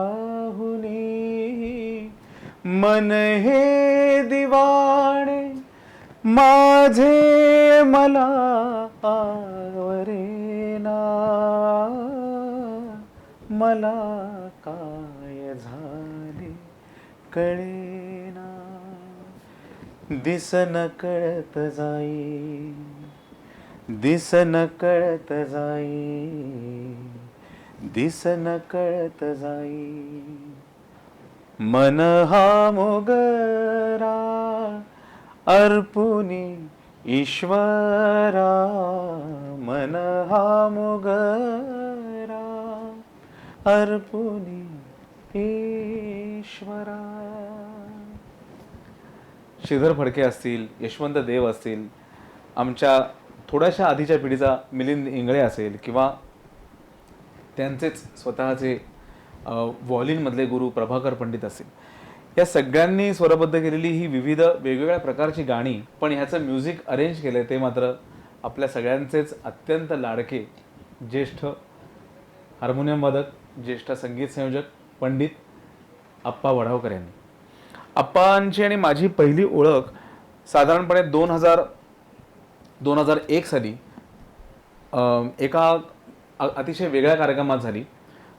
संपूर्ण युगुलगीतांचा तो कार्यक्रम होता. फक्त युगुलगीतं होती त्या कार्यक्रमात आणि त्या कार्यक्रमामध्ये आप्पा हार्मोनियमला होते आणि साहजिकच अनेक वर्ष म्हणजे मला असं आठवतं की मी स्मरणयात्रापासून त्यांना कीबोर्डवरती किंवा हार्मोनियमवरती साथ करताना पाहिले आणि त्याच्यामुळे एक आदरयुक्त भीती म्हणा किंवा एक मनातनंच एक खूप असा दरारा होता आप्पांविषयी आणि त्याच्यामुळे मी एकटा गायक आणि गायिका आणि एक आप्पा माझ्या बाजूला बसलेत ही एक प्रचंड मनामध्ये भीती होती कुठेतरी आणि मला असा कार्यक्रम सुरू झाला आणि मला असं कळलं की मला ही भीती वाटेनाशी झाली आहे आणि माझं सगळं लक्ष ते आप्पांच्या फक्त हार्मोनियम वादनावरच लागून राहिलेलं आहे. त्यामुळे मला खूप भान ठेवायला लागायचं की आता म्युझिक पीस संपणार आहे आणि आता मला सुरू करायचं आहे, कारण आप्पांची हार्मोनियम त्या सगळ्या म्युझिक बरोबर इतकी जबरदस्त वाटायची आणि इतकी सुंदर वाटायची. बरं, कुठलंही नोटेशन समोर ठेवलेलं नाही किंवा काही नाही, सगळे पीसेस बाय हार्ट. त्या पीसेसमधनं परत स्वतःचं काही ना काहीतरी एक छान कॉर्ड्स देणं किंवा स्वतःचं काहीतरी एक एक्सटेम्पोर त्याच्यामध्ये वाजवणं हे इतकं सुंदर वाटत होतं की माझं लक्ष त्या कार्यक्रमापेक्षाही आप्पांच्या हार्मोनियमकडे जास्त लागून राहिलं. त्याच्यानंतर आम्ही प्रभाकर पंडितांकडे, म्हणजे ज्यांना ते आम्ही सगळे मास्तर म्हणून ओळखायचो, त्यांच्या कार्यक्रमातनं मी आप्पांबरोबर काही कार्यक्रम गायलो आणि अनेक कार्यक्रम म्हणजे जवळपास 15-1 वर्ष मी कार्यक्रम उत्तरा केळकरांबरोबर गायलो, ज्याच्यामध्ये आप्पांची साथ असायची आणि त्याच्यामुळे आप्पांचा असा प्रदीर्घ सहवास मला मिळाला आणि माझ्या दृष्टीने माझ्या आयुष्यातला एक अत्यंत मोलाचा ठेवा आप्पांबरोबरच्या कामाचा म्हणजे माझी एक अख्खी CD, माझा एक अख्खा अल्बम आप्पांनी अरेंज केला आणि ते जे सहवासातले क्षण होते आप्पांबरोबरचे ते अत्यंत सुंदर होते. अनेक गोष्टी तुम्हाला शिकवणारे होते.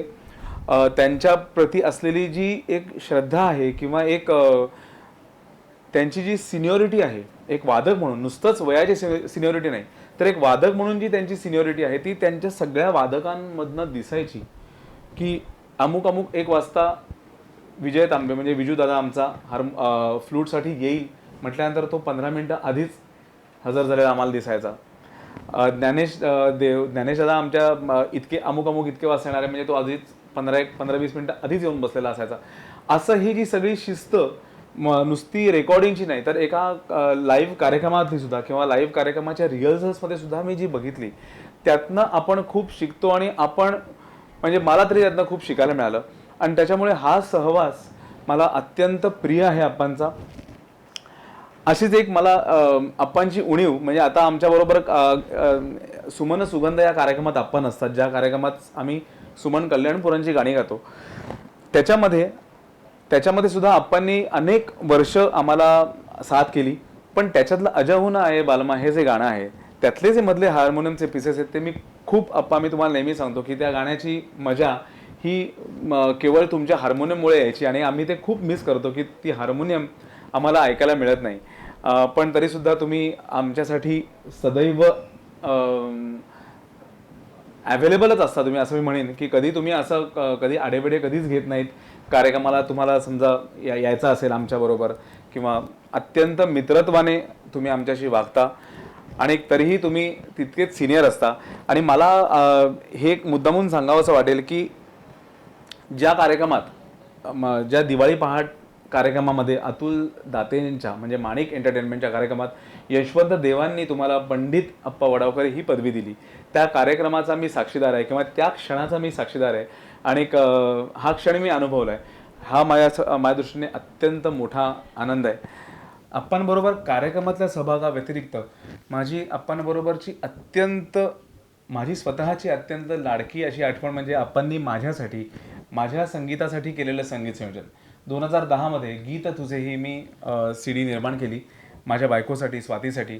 आणि स्वातीचं सुद्धा एक खूप आवडतं व्यक्तिमत्व म्हणजे आमचे आप्पा आणि माझी अशी खूप इच्छा होती की आप्पांनी माझ्यासाठी काहीतरी काम करावं, मला आप्पांचा जास्तीत जास्त सहवास मिळावा आणि ती माझी इच्छा मी स्वतःच माझ्या कॅसेटद्वारे पूर्ण करून घेतली आणि एक अत्यंत सुंदर असे ते रेकॉर्डिंगचे दिवस होते. परत एकदा मला ह्या तुमच्या छोटेखानी मुलाखतीमध्ये 1-2 शब्द बोलण्यासाठी बोलवलं, पण आप्पा खरंच तुमच्याबद्दल बोलायचे तर 2 शब्द असे बोलून होणं शक्यच नाही. तर त्यामुळे थोडंसं मला अधिक बोलावंसं वाटलं. अजून खूप बोलायचं आहे, पण आत्ता थांबतो. परत एकदा स्वच्छंद या चॅनलचं खूप खूप मी आभारी आहे. धन्यवाद. अप्पा, तुम्ही काश्मीरी पंडितांबरोबर सुद्धा काही काम केलेलं आहे, तर त्याची सुद्धा खूप वेगळी आठवण आहे तुमच्याकडे. खूप म्हणजे त्यांची एक संस्था आहे, मला वाटतं काश्मीरी पंडित असोसिएशन किंवा काहीतरी. तर रीटा कौर नावाच्या तिकडे गाणी शिकवायच्या, सगळ्या खूप चांगल्या गायच्या. मग त्यांना मला विचारायला लागायचं की बाबा ह्याचा साधारण अर्थ काय आहे, आणि त्याप्रमाणे ह्याच्याप्रमाणे ते म्युझिक करायला लागायचं. त्यांचे इतके कार्यक्रम वाजवले की एका कार्यक्रमामध्ये त्यांनी माझा सत्कार केला, नंतर मोमेंटो आणि सगळं देऊन सत्कार केला. आणि ते सगळे प्रेक्षक काश्मीरी असल्यामुळे ते काश्मीर त्या भाषेमध्ये त्यांचं भाषण करत होते, जे कोणी इंट्रोडक्शन करत होते ते, आणि प्रेक्षक हसत होते मध्ये मध्ये. तर मला काही समजेना का हसतात म्हणून. तर मी त्या रीटा मॅडमने विचारलं, हे हसतात का, माझ्यावरती जोक करतात काय? तर ती बोली, नाही, ते तुमची तारीफ करतात की ह्यांनी इतके कार्यक्रम वाजवले, तर यांचं नाव आता अप्पा कौर असं ठेवलं पाहिजे. तर हे काश्मीरीचे कार्यक्रम, त्या गाण्यांचे मला कुठं आले, तर मी एकटा संस्थेचे खूप कार्यक्रम, नाटकं त्यांची वाजवली. म्हणजे त्यांची 5 नाटकं मी वाजवले. त्याचे साधारण 500-600 कार्यक्रम झाले असतील. आणि ते मुख्य करून ते पृथ्वी थिएटर आहे ना जुहूला, तिकडे ते कार्यक्रम व्हायचे. एका नाटकामध्ये तर शबाना आझमी काम करत होती. एकामध्ये जावेद खान नावाचा तो ऍक्टर होता, अंजन श्रीवास्तव, सुलभा आर्या, अशी सगळे लोक त्याच्यात काम करायची. आणि एक गमतीची गोष्ट म्हणजे त्यांची जी 5 नाटकं वाजवली ना, ती स्टेज मधल्या प्रत्येक कॉर्नर, एकही कॉर्नर असं सोडलं नाही की ती, म्हणजे सफेद कुंडली नावाचं नाटक होतं, ते मी ऍक्टर्सच्या उजवीकडच्या विंगेच्या बाहेर बसून वाजवले. नंतर एक ईदगा नावाचं त्यांचं नाटक होतं, ते ऍक्टर्सच्या डावीकडे. नंतर बकरी नावाचं नाटक होतं, ते ऍक्टर्सच्या मागे त्याने असं मोठ्या वादकांसाठी आणि गायकांसाठी स्टेज केलं होतं, तिकडे बसून वाजवलंय. राक्षस नावाचं नाटक मी पीटर, म्हणजे जे साऊंडवाला असो ना, पृथ्वीला काय साऊंड लागत नाही, तिकडे 2 सिंथसायझर, हार्मोनियम, ते काही इफेक्ट सगळे वाजवायचे होते, ते वाजवलंय. आणि एक त्यांचं नाटक होतं दंडे का घोडा नावाचं, तर त्या डायरेक्टरनी स्टेजवरती अजून 15 फूट उंच वरती स्टेज केलं होतं. आणि आम्हाला जाताना आम्ही शिडी लावायचे, आम्ही वरती गेलो सगळे वादक, आणि कधी शिडी काढून घ्यायची. म्हणजे इतक्या सगळ्या सराउंड साऊंड जसं म्हणतो तसं सराउंड थिएटर मध्ये असं सगळं 5 ठिकाणून मी ते त्यांचे नाटकं वाजवले. म्हणजे खूप मजा यायची नाटकं. अमेरिकेतील मीनाताई नेरुरकर यांचा सुंदरा मनामध्ये भरली हा एक लक्षवेधी कार्यक्रम होता, त्याच्यामध्ये सुद्धा तुमचा मोठा सहभाग आहे. तर तो कार्यक्रम तुम्हाला कसा मिळाला आणि त्याच्या काय आठवणी आहेत? तो कार्यक्रम मला अचानक मिळाला खरं म्हणजे. त्यांचा पहिला जेव्हा दौरा झाला, तर त्या कार्यक्रमाचा जो संगीत दिग्दर्शक होता किशोर रानडे, याची नंतर मी बरेच अल्बमचं त्याच्या म्युझिकचं संगीत संयोजन केलं. पण दुसऱ्या दौऱ्याला तो किशोर येऊ शकला नाही. तोच हार्मोनियम वाजवायचा सुंदरामध्ये, पण आजारी पडला किंवा काहीतरी प्रॉब्लेम झाला, पण येऊ शकला नाही. आणि अचानक आयत्या वेळेस कोण मिळणार, तर ते कार्यक्रम केले होते पहिल्यांदा चंद्रलेखाने. तर एक दिवस काय झालं की मोहन काकांचा मला फोन आला की बाबा आप्पा, की असे असे कार्यक्रम आहेत ते मीनाचे, तर मी करतोय ते 17 दिवसामध्ये 26 कार्यक्रम आहेत म्हणले, तर तुला ते कार्यक्रम वाजवायचे म्हणले. मोहन काकांचा अचानक फोन. मी म्हटलं मी कधी सांगायला पाहिजे तुम्हाला, कारण मी माझ्या काही कमिटमेंट्स आहेत, तुमच्या ज्या तारखा तुम्ही सांगताय ते माझ्या ऍडजस्ट होतात का वर बघतो आणि तुम्हाला तर म्हटलं उद्या संध्याकाळपर्यंत सांग. एक दिवसाचा त्यांनी मला वेळ दिली. तर मी विचार केला आणि माझ्या आईशी मास्तरांशी पण बोललो, पंडितांशी. ते बोलले, अरे तिकडनं तुझं नाव आलंय आणि त्यांना मुंबईमधला तूच आठवलास, म्हणजे हा मोठा एक तुझा सन्मान आहे एका प्रकारे. बरोबर. इतर पण हार्मोनियम वाजवणारे आहेत की, पण तुझंच नाव का सुचलं असेल किंवा तुझी आठवण का झाली असेल, हम्म. तर शक्यतो इतर कामं तुला ऍडजस्ट करता आली तर कर आणि हे कार्यक्रम वाजव. तर मग दुसऱ्या दिवशी त्यांना सांगितलं मी वाजवतो कार्यक्रम. हो बोलले, कार्यक्रम वाजवतो पण तू ते बाहेर पैसे घेतो ते मिळणार नाही तुला. कारण मी तेव्हा बाहेर साधारण 3,000 रुपये घेत होतो कार्यक्रम वाजवायचे. तेवढे पैसे मी काय देऊ शकणार नाही. त्याने एक अमाऊंट मला सांगितली. मी म्हटलं चालेल, 17 दिवसामध्ये 26 साठी मला एक वेगळा मान आहे तो. बरोबर. तर मग तो कार्यक्रम मी वाजवला आणि हे वाजवलं तर माझी रिहर्सल काहीच नाही. म्हणजे ते समजा ज्या दिवशी येणार होते त्याचा एक दिवस गॅप सोडून कार्यक्रम त्यांचे लागले होते. हम्म. आणि माझी रिहर्सल मग झाली.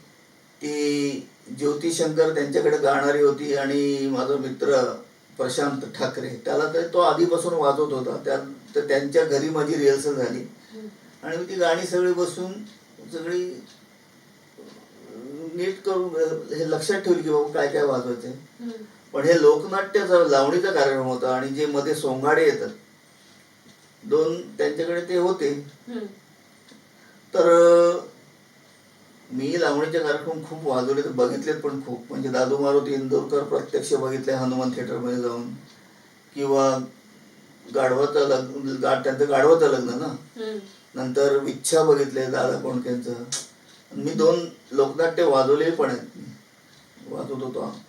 तर मध्ये काय वाजवायचं असतं, काय भरणा करायचा असतो गाण्याच्या व्यतिरिक्त, तर ते काय बोलतात डायलॉग काहीच मला माहिती नव्हतं. मी पहिला कार्यक्रम, 2 पहिलेच कार्यक्रम दिनानाथला होते, 4चा आणि 8:30चा. तर पहिला कार्यक्रम मी नुसतं ऐकून घेतला कसं काय वाटते, आणि मग दुसऱ्या कार्यक्रमापासून जे वाजवायला पाहिजे लोकनाट्यामध्ये ते मी आपले वाजवत सुटलो. आणि त्यांना अपेक्षा नव्हती हे असं काहीतरी वाजतं. आणि मग पुढच्या ह्याच्यापासून शो पासून ती सगळे मोहन वाघांपासून सगळे विंगेमध्ये उभं राहायला लागले. She what is playing, what have you, ते अमेरिकन.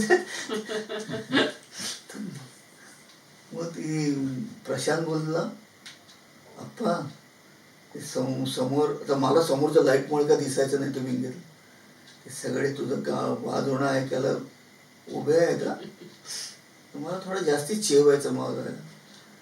मग ते येऊन ते हे करायचे, ते इंग्रजी त्यांचं भयंकर, मला काय समजायचं नाही, तो तोंडातल्या तोंडात उठातल्या उठात काय बोलायचे.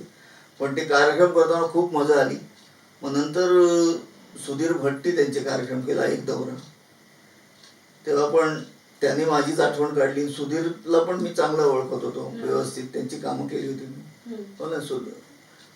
तर हा वेगळा अनुभव होता की विदाऊट रिहर्सल ते वाजवणं आणि एका दिवसात 2-2, 3-3 कार्यक्रम, 15 दिवसामध्ये 30 कार्यक्रम वगैरे असं. पण मजा आली. आणि एक वेगळ्या प्रकारचा, पैशांचा नसेल पण वेगळ्या प्रकारचा मान त्यांच्याकडे मिळाला. म्हणजे फक्त गाण्याबरोबरच नाही तुम्ही वाजवलं, तर मधल्या सोंगाड्यांच्या संवादाबरोबर नाही, असं असतं की लोकनाट्यामध्ये वाजवायला लागतं, तर मध्ये काय मावशीची एंट्री आहे, मग रिदम काहीतरी वाजवतात, पण रिदम तो काय वाजवतोय, मग त्याप्रमाणे आपल्याला थोडंसं आयत्या वेळेस तो काय वाजवेल ते माहिती नसतं ढोलकीवाला किंवा तबलजी. मग तो जे वाजवेल त्याला मॅच करणार आपण काहीतरी वाजवतो. जागेवरती आपण सूचना बोलतो ना, तर ते होऊन गेलं मस्तपैकी. सुंदराचा आता किस्सा सांगितला मी, एक वेगळी आठवण. तशीच एक अमेरिकेतल्या एका गुजराती संस्थेची वेगळी आठवण आहे. रुचा सेठ नावाच्या त्या म्युझिक डायरेक्टर आणि गायिका त्याच. तर त्यांच्या संस्थेतर्फे त्यांनी राधाकृष्णावरती एक बॅले केला होता. 3-1 वर्षापूर्वी रेकॉर्डिंग झालं ते. आणि त्याच्यामध्ये जवळजवळ 20-21 गाणी होती, फुल लेंथ गाणी, 20-21. तर आणि त्या पूर्ण गाण्यावरती कोरिओग्राफी होती. बरं, म्युझिक डायरेक्टर तिकडला, कोरिओग्राफर तिकडला, त्यातलं काम करणारे सगळे तिथले, कॉम्पेअर सगळे तिकडले, फक्त अमेरिकेमधले. फक्त त्या बाईंचा एक हट्ट, त्यांनी कोणाला तरी विचारलं की हे असं अरेंज करायचं आहे, तर माझं नाव आलं असेल, त्यांनी मला फोन केला. कारण त्यांची पहिली 2-3 कामं मी केली होती, पण ती हिंदी असल्यामुळे तो काय प्रॉब्लेम नव्हता. त्यांनी मला फोन करून सांग की असं असं आहे, तर हा बॅले करायचा आहे. म्हटलं कुठली भाषा आहे? तर मला गुजराती आहे. म्हटलं मला गुजराती येत नाही, त्या म्युझिकची मला तशी माहिती नाही आहे खूप. मी कोणातरी गुजराती माणसाचं नाव तुम्हाला सजेस्ट करतो. तर बोले असंच ना, मला गुजराती टिपिकल गुजराती म्युझिक नकोच आहे, अच्छा. मला थोडासा मराठी फ्लेवर आणि हे असा पाहिजे, आणि दुसरं कोणी नकोय, मग तुम्हीच करा. तुम्ही वेळ आहे की नाही, किंवा अमुक अमुक वेळेत आम्हाला तो पाहिजे. म्हटलं हा वेगळा मान आहे आपला, किंवा गुजराती लोकांचा आहे, त्यांना त्यांचा ह्याच्यातला समाजातला कोण नको आहे, तर म्हटलं करतो. आणि मग रेकॉर्डिंगच्या दिवशी जेव्हा रेकॉर्डिंग ठरलं, तर हे 20-21 गाणी म्हणजे जवळजवळ 15-1 दिवसाचा स्टुडिओ मला लागणार होता. पण जेव्हा ते रेकॉर्डिंग इन प्रोसेस होतं, तेव्हा त्यांचे मुख्य कोरिओग्राफी येऊ शकत नव्हती. मग त्यांनी जे मला मटेरियल पाठवलं, आणि त्याच्याबरोबर सेकंद टू सेकंद की कुठल्या सेकंदानंतर काय ऍक्शन आहे, कुठल्या सेकंदानंतर काय आहे, 5 सेकंद नंतर हे घडणार, 10 सेकंद नंतर ते घडणार आहे, 15व्या सेकंदला इथे टूम पाहिजे, त्या जे काय XYZ काय असेल त्यांचं मटेरियल त्यांनी त्यांचं सगळं मला ह्याच्यावरती सांगितलं, पेपरवर आणि CD वरती रेकॉर्ड करून पाठवलं. आणि मुख्य कृष्णावरती असल्यामुळे बासरी हे मुख्य वाद्य झालं. आणि त्यामुळे अनुषंगाने सगळं म्युझिक करून त्या टाइम टू टाइम तेवढ्या ते टायमाला एवढं झालं पाहिजे, इकडे रिदम वाजलं पाहिजे, इकडे बंद झालं, सगळं करून.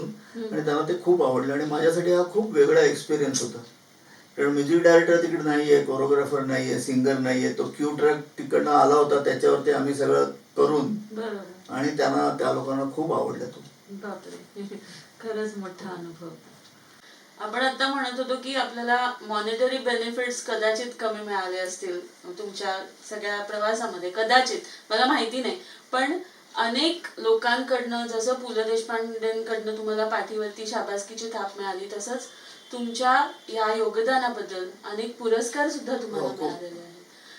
तर त्याच्या काही आठवणी किंवा त्यातले काही निवडक पुरस्कार तुम्ही सांगू शकाल? निवडक म्हणजे मला जो पहिलाच पुरस्कार मिळाला केशवराव भोळेंच्या नावाचा, पुण्याची संस्था होती. तर जेव्हा माझं नाव त्यांच्या मीटिंग मध्ये कन्फर्म झालं की आप्पा वडाकरला द्यायचा, तर सुधीर मोगे त्यांचा ट्रस्टी किंवा त्या ज्युरी मधला कोणतरी असेल, पण सुधीर माझा मित्र चांगला, त्यांनी मला फोन केला. तर नेमका माझ्या आईने उचलला, आणि पहिली बातमी आईला समजली, नंतर आईने मला सांगितली, आणि नंतर मी माझ्या मास्तरांना प्रभाकर पंडितांना सांगितली.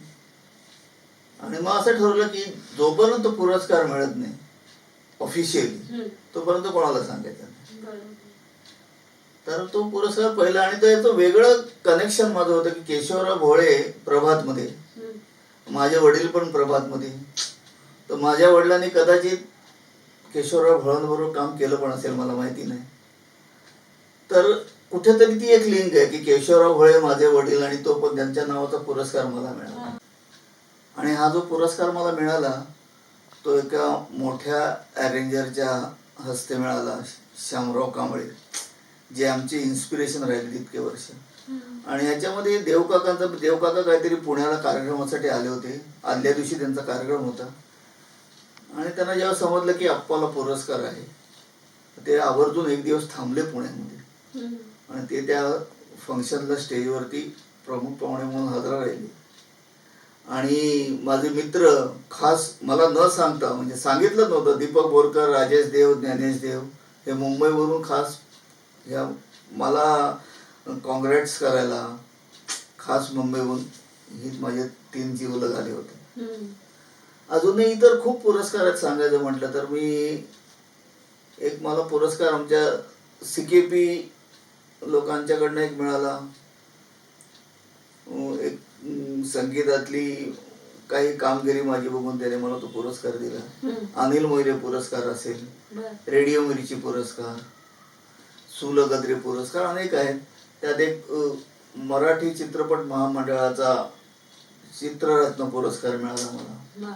आणि खास करून महाराष्ट्र शासनाचा जो पुरस्कार असतो सांस्कृतिक पुरस्कार, तो पण मला मिळाला आहे 2019 सालचा. आणि मला सगळ्यात अजून मोठा पुरस्कार वाटतो तो देवकाकाने मला अचानक पंडित अप्पा वडावकराशी यशवंत थिएटर माटुंग्याचं तिकडे अचानक अनाऊन्स करून सांगितले की आज तुम्ही खूप वर्ष अनेक लोकांबरोबर काम करताय, चांगलं काम करताय, तर आज मी तुम्हाला पंडित ही पदवी देतो. खूप मोठा सन्मान त्यांनी केला मला. खूप खूप मोठा सन्मान. अप्पा, स्वरबंध या संस्थेने तुमच्या पुढाकाराने सहवादक हा पुरस्कार द्यायला सुरुवात केलेली आहे. ही सुद्धा एक खूप मोठी एक झेप आहे, कारण आम्हाला गाणी माहिती असतात सर्वसाधारण रसिकांना, पण त्या गाण्यामध्ये प्रत्यक्ष ज्यांचं मोठं योगदान आहे त्या वादकांची माहिती फार कमी असते. ती सुद्धा एक त्याची सुरुवात झालेली आहे. हा, त्याच्याबद्दल काय झालं की एक वर्ष असं झालं की माझ्या डोक्यात आलं की आपण दीपक बोरकरचा सत्कार करूया, फुल फ्लेश त्याचा कार्यक्रम करायचा तालवाद्यांचा. आणि ते ठरल्यावर मग मी आमचे डॉक्टर जयंत पटवर्धन आणि सुषमा पटवर्धन यांना मी सजेस्ट केली, आपण हा नाहीतरी कार्यक्रम करतोय वादकाचा, तर आपण एक पुरस्कारच द्यायला सुरुवात करू ना. आणि मला असं वाटतं आता गेली 13-14 वर्ष झाली असतील तर आम्ही तो पुरस्कार, कारण काय होतं की गायक, कवी, संगीतकार ह्या लोकांची दखल घेतली जाते, पण वादकांची दखल घेतली जात नाही. त्यांचं कॉन्ट्रीब्युशन असतं खूप, पण कोणी त्यांची दखल घेत नाही. आणि ती घ्यावी ह्यासाठी मग मी हे सजेस्ट केलं की हा पुरस्कार आपण द्यावा. आणि डॉक्टरांनी पण ती मीटिंग मध्ये मांडून ते मान्य झालं आणि गेली 13-14 वर्ष आम्ही तो पुरस्कार देतो. स्वरबंधचे म्हणजे डॉक्टर जयंत पटवर्धन आणि डॉक्टर सुषमा पटवर्धन, हा, अजून आणि इतरही ट्रस्टी आहेत, विजय पांडे आणि अनेक लोक आहेत. तर मुख्य म्हणजे पटवर्धन जोडप्याने तो पुढाकार घेतल्यामुळे हे होते. आणि आम्ही किती जवळजवळ 25 एक वादकांचा आम्ही सत्कार केला. दरवर्षी 2 वादकांचा आम्ही सत्कार करतो त्या निमित्ताने. बरोबर. म्हणजे त्यांना कदाचित त्यांच्या कार्याबद्दल इतर संस्थांकडनं सुद्धा पुरस्कार मिळाले असतील, पण हा पुरस्कार स्वरबंधचा म्हणजे आपल्या घरातून मिळालेली पाठीवरती थाप कारण तसं असावी. झालं नाही. पहिल्या वर्षी दीपक बोरकरचा जेव्हा मी कार्यक्रम केला तर ठाण्याची एक संस्था आहे इंद्रधनु नावाची, त्यांच्या कानावर ही गोष्ट गेली की असा असा कार्यक्रम केला म्हणून पुष्कर श्रोत्रेंनी सांगितलं ते. तर मग त्या लोकांनी त्यांच्या पुढच्या वर्षीच्या कार्यक्रमामध्ये दीपक बोरकरचा फुल फ्लेश कार्यक्रम केला. त्या निमित्ताने दीपकचं पुण्यामध्ये सत्कार झाला, नाशिकमध्ये सत्कार झाला. आता होत जातं तसं ते. अर्थात जे कॅपेबल आहेत, कारण आमचं एक नियम असा मी सांगून ठेवला की ज्याची 25 वर्ष स्टेज आणि 25 वर्ष रेकॉर्डिंग ह्या दोन्ही ठिकाणी त्याचं कॉन्ट्रीब्युशन असेल. उगाच 5 वर्षापूर्वी आला आणि त्याला पुरस्कार दिला असं नाहीये. 25-25 वर्ष तरी कमीत कमी त्याचं याच्यामध्ये सहभाग असला पाहिजे दोन्ही ठिकाणी. त्या तो म्हणजे तो लायक किंवा त्याच्यासाठी निकष म्हणतो आपण त्याला तो. आणि जे आम्ही ज्या मंडळींना आम्ही दिलाय ते पुरस्कार घेण्याच्या लायकीचेच होते, खूप मोठी माणसं. बरोबर आहे. स्वच्छंद क्रिएशन्स प्रस्तुत कॅलिडोस्कोप माझे जीवन गाणे या कार्यक्रमामध्ये आज आपण भरपूर गप्पा मारल्यात, सांगीतिक प्रवास अनुभवलाय, तो पंडित अप्पा वढावकर यांचा. या कार्यक्रमामधनं अप्पांच्या सगळ्या पैलूंना आपण स्पर्श करण्याचा प्रयत्न केला, अप्पांचं व्यक्तिमत्व आपण जाणून घ्यायचा प्रयत्न केला, त्यांचा सांगीतिक प्रवास आपण अनुभवला, त्यांना मिळालेल्या पुरस्कारांबद्दल सुद्धा आपण जाणून घेतलं. या संपूर्ण कार्यक्रमासाठी अप्पा तुम्ही इतका वेळ दिलात, आमच्या बरोबर तुमचा सगळा हा प्रवास शेअर केलात, त्याबद्दल तुमचे मनपूर्वक धन्यवाद. तुमचे पण संस्थेचे धन्यवाद, खूपच धन्यवाद. अप्पा, हा कार्यक्रम आपण संपवताना, सांगता करताना ह्या कार्यक्रमाची आम्हा सर्वांचं आवडतं गाणं जम्बो जेट हे तुम्ही सादर करावं अशी मी तुम्हाला विनंती करते. हे गाणं खरं म्हणजे खूप मोठं आहे, 6-7 कडवे आहेत त्याला. त्यातलं एक कडवं म्हणतो मी फक्त. जरूर. आता हे गाणं माझ्या मित्राने लिहिले, भाऊ तोरसेकर, पत्रकार भाऊ तोरसेकर. हम्म. हे साधारण 67-68 साली लिहिले. हे त्याला कसं आठवलं की लिहावंसं वाटलं की आशीर्वाद चित्रपटातले गाणे, रेलगाडी नावाचं, हो. अशोक कुमारने गायलेलं. तो त्याचा जो टेम्पो आहे किंवा जो रिदम आहे, हा. त्या रिदम मध्ये त्याला अचानक सुचलं हे. मग तेव्हा 2 कडवी होती, नंतर 3 कडवी झाली, अशी करता करता आता 6-7 कडवी झाले. तर बऱ्याच लोकांना वाटतं की हे मी लिहिलंय गाणं, पण मी लिहिलेलं नाहीये. मी खूप वेळा म्हटले, ते म्हणतो अजूनही. मग ते लिहिले भाऊ तोरसेकरनी. बरं. गाणं मोठं आहे, पण मी त्यातलं एक कडवं म्हणतो. तर त्या अगोदर मी त्या रेलगाडीचं एक कडवं म्हणतो आणि जम्बो जेटचं एक कडवं म्हणतो.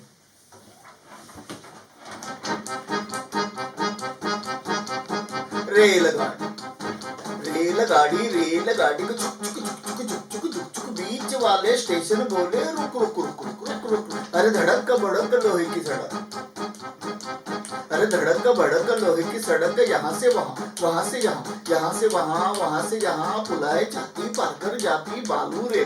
आलू के खेत, बाजरा दान, हरा मैदान, बूढ़ा किसान, मंदिर मकान, चाय की दुकान. अरे पिलपक दंडी, किले पे झंडी, पानी का कुंड, पंछी का ढूंढ, झोपड़ी झाड़ी, खेती बाड़ी, बादल धुआं, मोट कुआं, कुएं के पीछे बाग बगीचे, धोबी का घाट, मंगल का हाट. अरे गाँव में मेला, भीड़ जमेला, टूटी दीवार, कट्टू सवार, रेलगाड़ी. आता जम्बो जेट. अरे जम्बो जेट सोई सोई. अरे जम्बो जेट लंडन मुंबई प्रवास थेट, जगलो वाचलो पुन्हा भेट. जम्बो जेट सोई सोई. अरे घराला धडक, दाराला सडक, पकडली गाडीने निघालो तडक. विमानतळावर ठोकतोय तळ अन भारत सोडून काढतोय पळ. अहो उंच आकाशामधले ढग चमकून पाही सारे जग, भेदून गेले एक विमान पंखावरती होऊन ताण. पंखा जात्या पंखे होते, विमानाला शेपूट होते, वायुसागरी तरते बेट. जम्बो जेट सोई सोई.